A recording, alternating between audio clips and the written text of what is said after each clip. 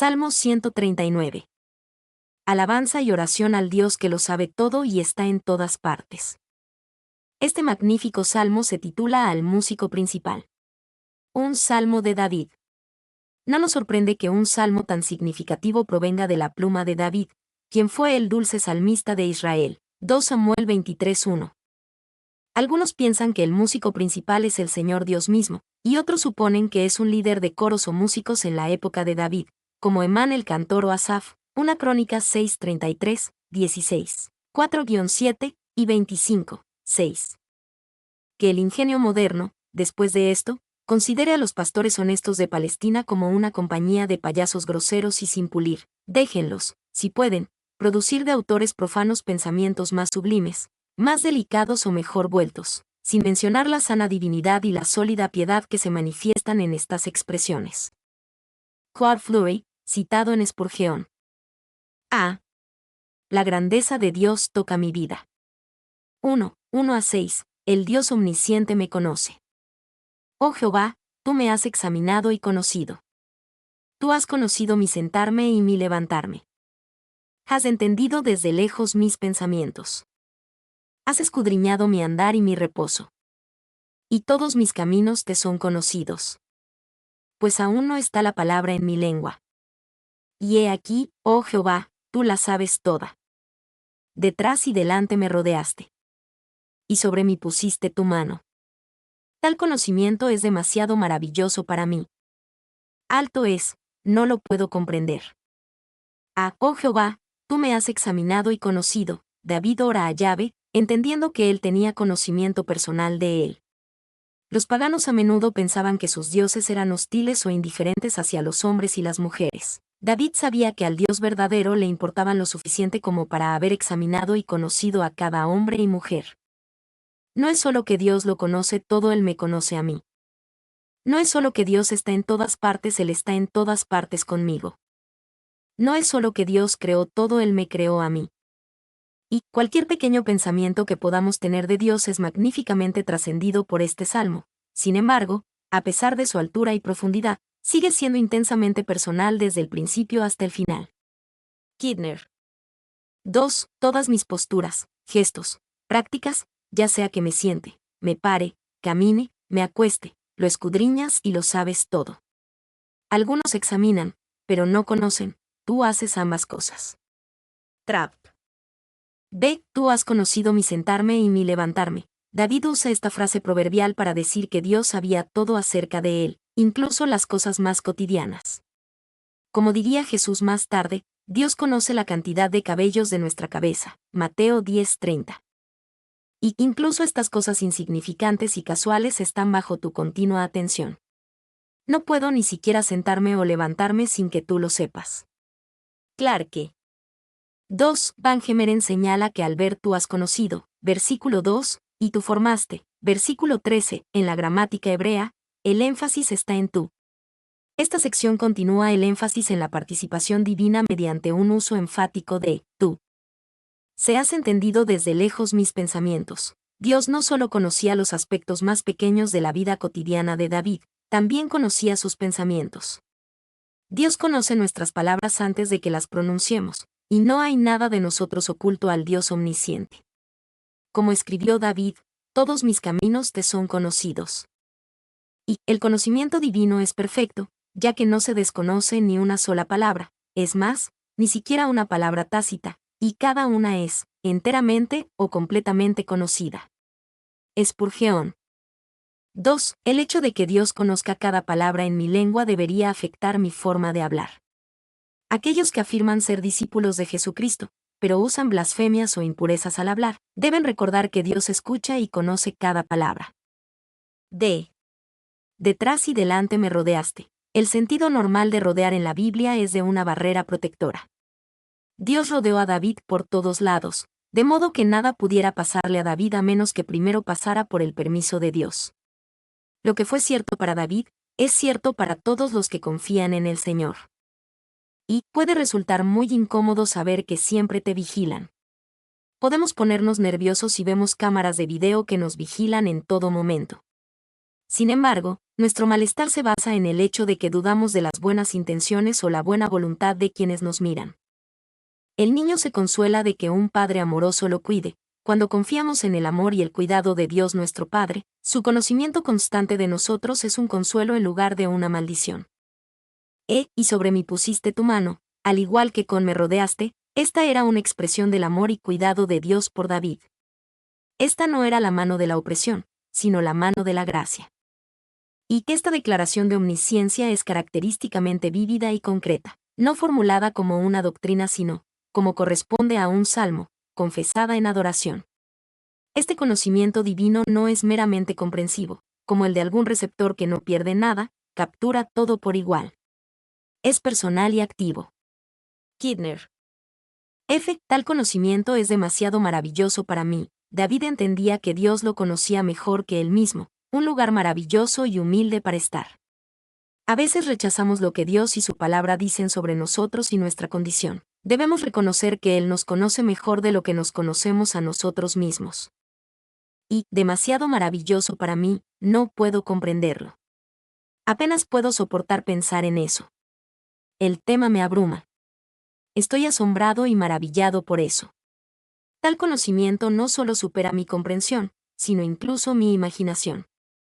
Spurgeon. 2, 7-12. El Dios omnipresente está conmigo. ¿A dónde me iré de tu espíritu? ¿Y a dónde huiré de tu presencia? Si subiere a los cielos, allí estás tú. Y si en el Seol hiciere mi estrado, he aquí, allí tú estás. Si tomare las alas del alba, y habitare en el extremo del mar, aún allí me guiará tu mano, y me asirá tu diestra. Si dijere, ciertamente las tinieblas me encubrirán. Aún la noche resplandecerá alrededor de mí. Aún las tinieblas no encubren de ti. Y la noche resplandece como el día. Lo mismo te son las tinieblas que la luz. ¿A dónde me iré de tu espíritu? David considera la verdad de que Dios está presente en todas partes, y no hay ningún rincón o dimensión del universo que se le oculte. Los cielos no son lo suficientemente altos, ni el infierno es lo suficientemente bajo, Dios está en todos lados. Y aquí él defiende la omnisciencia de Dios desde su omnipresencia. Trapp. 2. El salmista no está tratando de evadir a Dios, pero amplifica aún más que el conocimiento de Dios está más allá de la capacidad de comprensión de los humanos. El conocimiento o discernimiento de Dios nunca puede limitarse a ningún lugar en particular, porque la soberanía de Dios se extiende a todo el universo creado. Van Gemeren. 3. El salmista habla de Dios como una persona presente en todas partes en la creación, pero distinta de la creación. En estos versículos él dice, tu espíritu, tu presencia, tú estás allí, tu mano, tu diestra, las tinieblas no se esconden de ti. Dios está en todas partes, pero Él no es todo. Jones, citado en Spurgeon. B. Tu espíritu.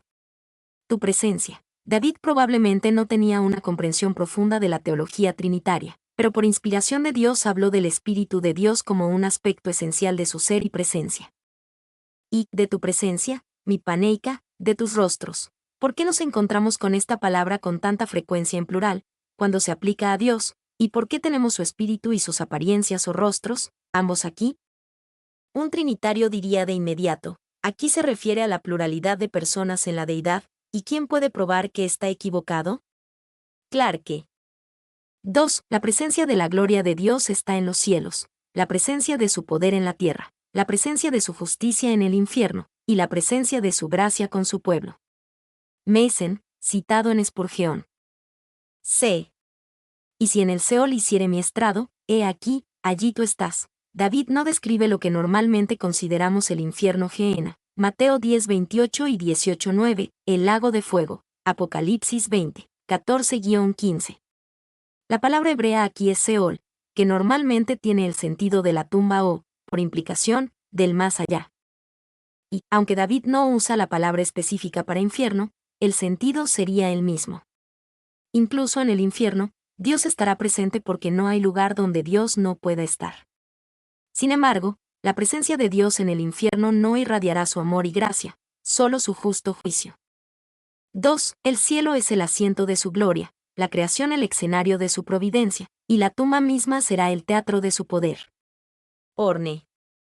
3. Tú estás en los cielos, en tu gloria, en el infierno, en tu justicia vengativa, y en todas partes de la tierra, el agua, el espacio, el lugar o el vacío, por tu omnipresencia. Clarke. D. Si tomare las alas del alba. Esto bien puede referirse a la propagación y velocidad de la luz a medida que llena el cielo de la mañana de este a oeste. La luz en sí misma no puede superar la presencia y el conocimiento de Dios. Y la luz vuela con una rapidez inconcebible, y destella mucho más allá de la comprensión humana, ilumina el mar grande y ancho, y hace brillar sus olas a lo lejos, pero su velocidad fallaría por completo si se empleara para huir del Señor. Aún allí me guiará tu mano. David estaba tan seguro de la presencia constante de la mano de amor y cuidado de Dios que ni siquiera la muerte y la tumba podían separarlo del amor de Dios, como Pablo escribiría más tarde en Romanos 8, 38-39. De hecho, la mano diestra de Dios, su mano de habilidad y fuerza, sostendría a David sin importar lo que suceda.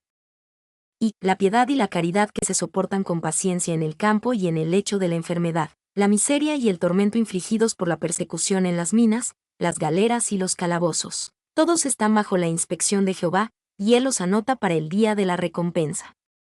Orne. Si dijere, ciertamente las tinieblas me encubrirán, la presencia de Dios con David era como una luz constante en la oscuridad. Así como la columna de nube iluminó a Israel en el desierto, Éxodo 13:21, así con la presencia de Dios aún la noche resplandecerá. Y las tinieblas pueden, en verdad, ocultarnos a nosotros y a nuestros hechos de la vista de los hombres, pero la presencia divina, como la del sol, convierte la noche en día y manifiesta todas las cosas delante de Dios. Orne. 2. Las tinieblas le son luz, y no tienen escondite de él. Morgan. 3. 13-16. El Dios eterno me formó. Porque tú formaste mis entrañas. Tú me hiciste en el vientre de mi madre. Te alabaré, porque formidables, maravillosas son tus obras. Estoy maravillado. Y mi alma lo sabe muy bien. No fue encubierto de ti mi cuerpo. Bien que en oculto fui formado. Y entretejido en lo más profundo de la tierra. Mi embrión vieron tus ojos. Y en tu libro estaban escritas todas aquellas cosas. Que fueron luego formadas. Sin faltar una de ellas. Porque tú formaste mis entrañas. El Dios de todo conocimiento y presencia constante tuvo el cuidado y la preocupación de formar personalmente al niño en el vientre de su madre. Esto habla del hecho de que Dios conoció a David desde antes de su nacimiento, cuando era un niño concebido y en desarrollo en el útero. Y el hecho de que Dios conozca y se preocupe por los niños en el útero significa que la preocupación de Dios por la vida comienza en la concepción. Significa que el pueblo de Dios también tiene la responsabilidad de conocer y cuidar a los niños en el útero. 2. Algunas personas defienden el derecho moral a abortar porque la madre tiene derecho a hacer lo que le plazca con su propio cuerpo. El Salmo 139 demuestra que Dios ve a una persona aparte en el vientre de la madre. Te alabaré, porque formidables, maravillosas son tus obras. David, hijo de Isaí, fue un hombre extraordinario. Fue pastor, soldado de las fuerzas especiales, héroe, poeta y rey. En algunos aspectos, aquí también agrega científico a sus logros. Con la mente de un biólogo entrenado pero la habilidad de un poeta, David declara que estaba hecho de manera maravillosa y formidable. Y el funcionamiento del cuerpo humano es asombroso en su diseño y ejecución. Sabemos mucho más de lo que David sabía acerca de cómo fuimos formados, y eso debería llenarnos de más admiración y alabanza de la que David alguna vez tuvo. 2. Tu infinito poder y sabiduría, manifestados en la rara y curiosa estructura del cuerpo del hombre, me llena de asombro y maravilla, y del pavor de tu majestad. Pole. 3. El salmista apenas había mirado dentro del velo que oculta los nervios, los tendones y los vasos sanguíneos de la inspección común. La ciencia de la anatomía le era completamente desconocida, y sin embargo, había visto lo suficiente como para despertar su admiración por la obra y su reverencia por el Creador. Spurgeon. 4. El mayor milagro del mundo es el hombre, en cuyo cuerpo, cuanto más en su alma, hay milagros suficientes, entre la cabeza y los pies, para llenar un volumen. Trapp. Si somos maravillosamente entretejidos incluso antes de nacer, ¿qué diremos del trato del Señor con nosotros después de que dejamos su taller secreto y Él dirige nuestro camino a través del peregrinaje de la vida? ¿Qué no diremos de ese nuevo nacimiento que es aún más misterioso que el primero, y muestra aún más el amor y la sabiduría del Señor? Spurgeon. C. Y entretejido en lo más profundo de la tierra. Aquí David usa la frase lo más profundo de la tierra para referirse a cualquier lugar misterioso e invisible. El proceso de formación de un bebé en el útero materno siempre ha sido tan invisible y misterioso como el que ocurre en las partes más profundas de la tierra. Y entretejido, bordado en hebreo, exquisitamente compuesto de huesos, músculos, tendones, venas, arterias y otras partes, todo enmarcado con una habilidad tan maravillosa, que incluso los paganos, ante la contemplación de todas las partes del cuerpo del hombre, y cuán excelentemente estaban enmarcadas, tanto por su belleza como por su uso, han estallado en punzadas de admiración y adoración por el Creador del hombre. Pole. 2. La obra de Dios al modelar el cuerpo del individuo ha hecho que algunas personas se pregunten acerca de la presencia de defectos de nacimiento y lo que eso puede significar con respecto a la obra de Dios. Debemos considerar tales defectos de nacimiento como lesiones al diseño original de Dios, y que incluso, así como una persona puede resultar herida fuera del útero, puede resultar lesionada mientras aún está en el útero y en el proceso de formación.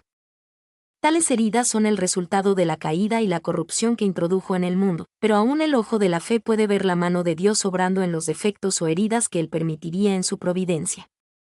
3. Las partes más profundas de la tierra. El misterioso receptáculo en el que el cuerpo no nacido toma forma y crece se describe delicadamente como secreto, y se compara con la región oculta del inframundo, donde están los muertos. El punto de comparación es el misterio que envuelve a ambos. Maclaren. 4. Gran parte de la formación de nuestro hombre interior todavía procede en secreto. Por lo tanto, cuanta más soledad, mejor para nosotros. Spurgeon. D. Mi embrión vieron tus ojos, lo que David, y otros, no podían ver, Dios podía perfectamente. Esta es otra demostración de su perfecto conocimiento y cuidado. Y, el comentarista puritano John Trapp tuvo una declaración extraña sobre la frase no fue encubierto. Aquí no dice que en la resurrección los cuerpos de los santos serán tan claros y transparentes que se verán todas las venas, humores, nervios e intestinos, como en un vaso. Es seguro que así lo es para Dios cuando se forman por primera vez en el útero. Y en tu libro estaban escritas todas aquellas cosas. El conocimiento perfecto de Dios no solo se extendía al pasado, antes de que naciera David. También se extendía al futuro, y Dios conocía los días de David como si hubieran sido escritos en un libro. Y lo que el Señor escribe en el libro, cf. Salmo 51, 1, Salmo 69 horas y 28 minutos, se refiere al conocimiento y la bendición de Dios de su Hijo, todos los días, de su vida. Cf. Efesios 2:10. Su vida estaba escrita en el libro de la vida, y cada uno de sus días estaba contado. Van Gemeren. B. Nuestra respuesta a la grandeza de Dios. 1. 17 a 18. La preciosa naturaleza de los pensamientos de Dios para mí. Cuán preciosos me son, oh Dios, tus pensamientos. Cuán grande es la suma de ellos. Si los enumero, se multiplican más que la arena. Despierto, y aún estoy contigo. Cuán preciosos me son, oh Dios, tus pensamientos. David se llena de asombro y adoración al considerar cómo Dios lo conocía y se preocupaba por él. Es precioso que Dios piense en nosotros. Es más que precioso que Él piense bien de nosotros y piense tan a menudo en nosotros. Y, cuán precioso, el significado de la raíz de la palabra traducida, precioso, es importante. El cantor sopesaría los pensamientos de Dios hacia él y encuentra que le sujetan con un peso sus balanzas. Maclaren. 2. No le alarma el hecho de que Dios sepa todo sobre él, al contrario, se consuela, y hasta se siente enriquecido, como con un cofre de joyas preciosas. Que Dios piense en él es el tesoro y el placer del creyente. Spurgeon. B. Si los enumero, se multiplican más que la arena. David usa una imagen poderosa para ilustrar la idea de la frecuencia con la que Dios piensa en nosotros. Nos imaginamos parados en la orilla y nos preguntamos cuántos granos de arena llenan la playa. Sin embargo, los pensamientos de Dios se multiplican más que la arena. Y los pensamientos que son naturales para el Creador, el Preservador, el Redentor, el Padre, el Amigo, fluyen cada vez más del corazón del Señor.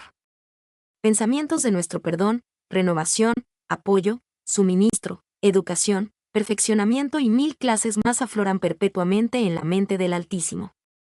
Spurgeon. 2. Ustedes saben que la gente se siente muy orgullosa si un rey simplemente los mira. He oído hablar de un hombre que solía jactarse, toda su vida, de que el rey Jorge IV, tan bello como era. Una vez le habló. Solo dijo, fuera del camino, pero fue un rey quien lo dijo, por lo que el hombre se sintió enormemente complacido por ello. Pero tú y yo, amados, podemos regocijarnos de que Dios, ante quien los reyes son como saltamontes, realmente piensa en nosotros y piensa en nosotros a menudo. Spurgeon. Se despierto, y aún estoy contigo, de día o de noche. David pensaba en Dios porque conocía la grandeza de los pensamientos de Dios sobre él. Al despertar del día, la maravillosa presencia de Dios aún estaba con él. Y se despierta del sueño y se siente feliz y asombrado al descubrir que, como una tierna madre junto a su hijo dormido, Dios lo ha estado cuidando, y que toda la bendita comunión de los días pasados permanece como antes. Maclaren. 2. Los pensamientos sobre la grandeza del amor de Dios son como un sueño, pero, a diferencia de un sueño, el amor de Dios es real. Cuando despierta, el salmista sabe que todavía disfruta de la presencia de Dios. Van Gemeren. 3. Despierto, por lo tanto, puede tener su sentido más fuerte, un atisbo de resurrección. Kidner. 2. 19-22, anhelo de rectitud y justicia. De cierto, oh Dios, harás morir al impío. Apartaos, pues, de mí, hombres sanguinarios. Porque blasfemias dicen ellos contra ti. Tus enemigos toman en vano tu nombre. No odio, oh Jehová, a los que te aborrecen. ¿Y me enardezco contra tus enemigos? Los aborrezco por completo. Los tengo por enemigos. De cierto, oh Dios, harás morir al impío. David repentinamente cambia de un espíritu de asombro y adoración a una intensa oración contra el impío y contra los hombres sanguinarios. No era principalmente porque estos hombres se opusieran a David, sino porque se oponían a Dios, porque blasfemias dicen ellos contra ti. La adoración de David lo llenaba de celo por el honor de Dios. Y el cambio abrupto en el Salmo, de ensueño a resolución, es perturbador, pero totalmente bíblico en su realismo. Kidner. 2. No es probable que los crímenes cometidos ante el juez queden impunes. Dios, que ve todo mal, destruirá todo mal. Spurgeon. 3. Un siervo fiel tiene los mismos intereses, los mismos amigos, los mismos enemigos que su amo, cuya causa y honor él, en todas las ocasiones, tiene el deber de apoyar y mantener. Orne. Ve, no odio, oh Jehová, a los que te aborrecen, y me enardezco contra tus enemigos. Sin lugar a dudas, David era partidario de Dios. Quería estar del lado de Dios y, por lo tanto, incluso se permitía aborrecer a los que aborrecían a Dios. De hecho, David se jactó de que los aborrezco por completo, considerándolos como enemigos. Y David iba en contra de un espíritu también evidente en nuestros días, en contra de la idea de que podemos amar a Dios sin odiar el mal. Es completamente posible que una persona sea demasiado amorosa y eso corrompe el amor que afirma por Dios. 2. El hombre bueno odia, como lo hace el mismo Dios, no odia a las personas de los hombres, sino a sus pecados, no lo que Dios les hizo, sino lo que ellos mismos se hicieron. Orne. 3. No debemos odiar a los hombres por los vicios que practican, ni amar los vicios, por los hombres que los practican. Orne. 3. 23-24, una humilde oración a un gran Dios. Examíname, oh Dios, y conoce mi corazón. Pruébame y conoce mis pensamientos. Y ve si hay en mi camino de perversidad.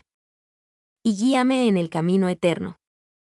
Examíname, oh Dios, y conoce mi corazón.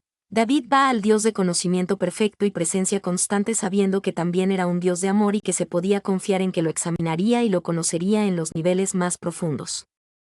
Esta es también una admisión de que Dios conocía a David mejor de lo que David se conocía a sí mismo, y de que David necesitaba que Dios lo examinara y lo conociera. Y David toma su comprensión teológica de la naturaleza y los atributos de Dios y la aplica a su propio discipulado personal.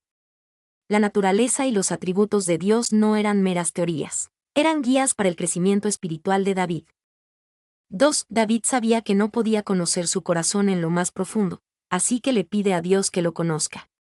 La última palabra de la filosofía griega, hombre, conócete a ti mismo, fue realmente valiosa porque puso al hombre cara a cara con lo imposible. Morgan. 3. Muy hermosamente, la humilde oración de búsqueda y guía le sigue al estallido de fuego del salmista. Es más fácil resplandecer de indignación contra los malhechores que evitar hacer el mal. Muchos pecados secretos pueden esconderse bajo un manto de celo por el Señor. McLaren. 4. El rechazo del mal surge del espíritu de compromiso del salmista con el Señor y no del orgullo. Esto se desprende de su oración, pidiendo a Dios que discierna sus motivos y sus acciones. Van Gemeren. Les pido que tengan cuidado al usar esta oración. Es fácil burlarse de Dios, pidiéndole que los examine mientras ustedes han hecho muy poco esfuerzo por examinarse a sí mismos, y quizás menos aún por actuar sobre el resultado del escrutinio. Melville, citado en Spurgeon. Ve, pruébame y conoce mis pensamientos. David quería que Dios lo examinara y buscara preocupaciones. Tales ansiedades podrían ser evidencia de incredulidad o confianza fuera de lugar. C. Y ve si hay en mi camino de perversidad. David abre su alma completamente ante Dios, preguntando si había algún pecado desconocido o no percibido. Esto muestra cuánto se preocupaba por la santidad en su vida, y cuán humilde era al reconocer que podía haber un camino de perversidad en él mismo. Y, cuando se ora con sinceridad, esta es una oración peligrosa, digna, pero peligrosa. Es algo serio orar, porque invita a exposiciones dolorosas y cirugías, si realmente lo decimos en serio. Aún así, es lo que todo creyente sabio debería desear. Boyce. 2. La versión King James dice, camino perverso, pero el margen de la versión revisada indica, camino del dolor. Puede que estemos de una manera que cause dolor a Dios, aunque no sea lo que los hombres llamarían un camino de maldad. Meyer. D. Y guíame en el camino eterno. David termina este salmo majestuoso declarando su destino el camino eterno. Confiar en el Dios de conocimiento completo y presencia constante llevaría a David a la vida eterna. El camino de santidad por el que se oraba en las líneas anteriores era el camino eterno. Y hemos estado yendo por caminos de duelo. Deseamos ir por el camino eterno, el camino de la vida eterna, el camino por el que nunca tendremos que volver, el camino que toca la vida más profunda posible para la criatura. Meyer. 2. Las últimas palabras podrían traducirse, el camino antiguo, como en Jeremías 6:16. CF versión estándar revisada miligramos, Nueva Biblia en inglés. Pero la mayoría de los traductores parecería tener razón al traducirlas el camino eterno, en contraste con el camino de los impíos que perecerán. Kidner. Mi nombre es Demim. Soy tu asistente personal. Mi sitio en internet es demim.es.tl.